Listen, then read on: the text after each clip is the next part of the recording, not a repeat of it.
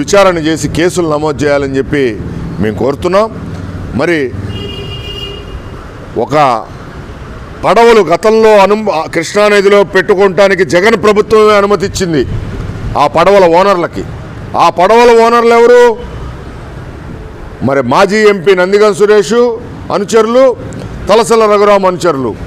మరి ప్రవాహంలో కొట్టుకుపోయి ఈ కృష్ణా బ్యారేజ్ దగ్గరికి వెళ్తే మరి వాళ్ళ అనుచరులు ఈ పడవలు మావి అని అక్కడికి వచ్చి అధికారులకు తెలియజేసిన పాపాన పోలేదు ఆ పడవల ఓనర్లు.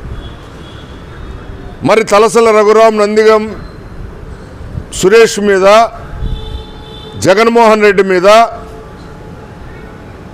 పడవలు వదిలి కృష్ణా బ్యారేజీని గుద్దటానికి ప్రయత్నం చేశాడంటే